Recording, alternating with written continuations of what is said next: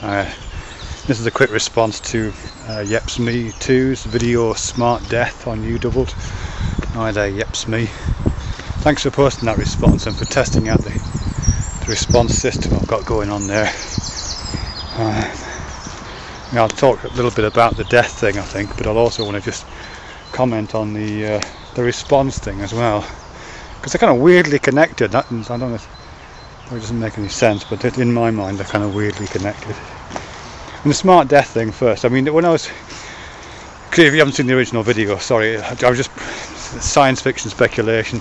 Wouldn't it be interesting if we had intelligent control over our own pain, so we don't have to feel pain unless we want to, so it's completely consensual, and also complete control over the moment of our own death, so we can just decide to turn the lights off just like that and follow one another home like that. But to me they're part of the same thing. I mean, what you were saying there, YepsMe, is that yeah, consensual pain, fine, but if we have the consensual death thing, if that somehow evolved, yeah, people would drop like flies, you know, because we are emotionally unstable beings. And well, every child, you know, I'm sure the first cry that a baby made would be enough to send it out of this world. So maybe, you know, as I say, it doesn't even come online until we're adults.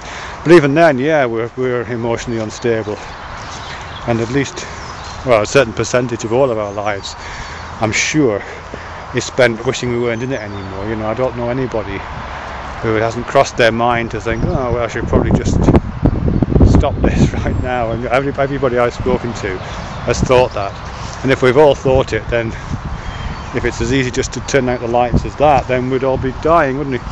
So there's that. But then again, we have to ask whether that's not a bad thing, whether that is a bad thing. I mean, I know it sounds bad, you know, but because we have this, we are in a world in which people do suffer, and people die in inconvenient times and in inconvenient ways. So all the associations with pain and death are the ones where pain is non-consensual and death happens at really bad times and often takes far too long. And maybe, you know, if we were living in a world in which pain was under our control and we could decide to set the levels, and in which death, and including other people's death, just happened as a matter of course, it would be different, wouldn't it?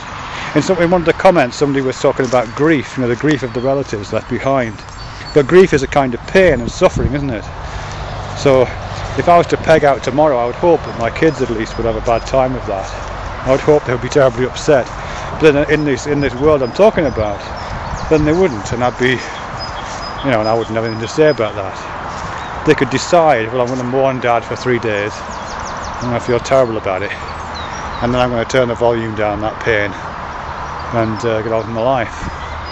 And that seems like a reasonable thing to do. It feels callous and sterile and hard-hearted, doesn't it, to us? But that's because we don't live in that world. We live in a world where pain is valorized and where grief is romanticized, and the measure of a person's love for another person is often made based on the amount of grief they will show if that person dies, which is a bit silly, isn't it, when you think about it? When I die, as I surely will, I've talked to my sister about this actually, my sister and I talk about these things quite a lot. When I die, I've told my sister she's got 3 days of grief and she should indulge herself in that if she wants to.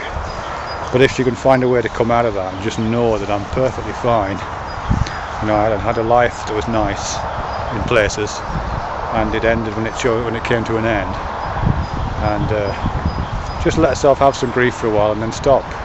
And don't feel guilty about not grieving, because that's not a measure of affection in my book. How can we miss you if you won't go away? Hey Phoebe. So yeah, anyway, that's that. Thank you for the response. Smart pain, smart death.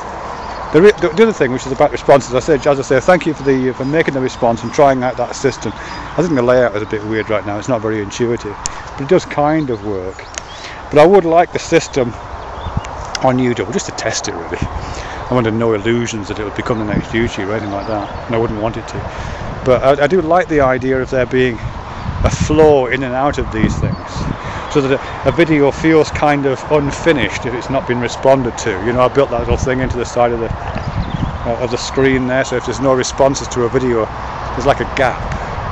And I quite like the idea that things should continue, that a baton has been passed, and it's up to people's responsibility to pick that baton on, not by I don't know, it's a kind of life philosophy thing. I'm not really talking about children picking up the baton, but just picking up one another's batons, you know what I mean, sharing a bit of one another's lives, so that life doesn't exist within us, it exists between us. It's that kind of thing, really.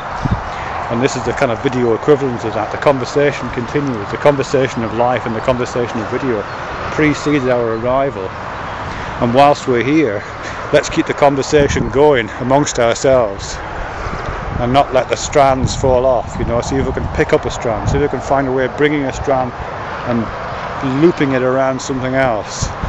That's something I've always enjoyed on YouTube, you know, finding myself in a thread of conversation, then seeing another thread a little way off, and thinking, oh, I can take my thread up and plait it together with that one, you know, so that the threads come together.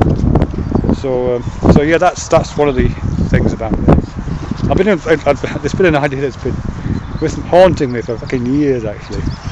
I'll see if I made a website years ago. I'll see if I can find it. It's about 20 years ago nearly now, so it's really old. Where it's like a word association thing, similar kind of idea, you know. Where I'll see if I can find it.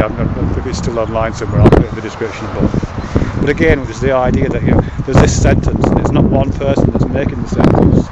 The conversation continues between us, and other people add things to it, constantly adding, moving it on, looping it around. It's getting a bit cold now. I'm near the bypass. Cars on the bypass. I'll wait for the next car and I'll push it along with my finger, if that works. Oh, you can't see it. Never mind. Anyway, bye.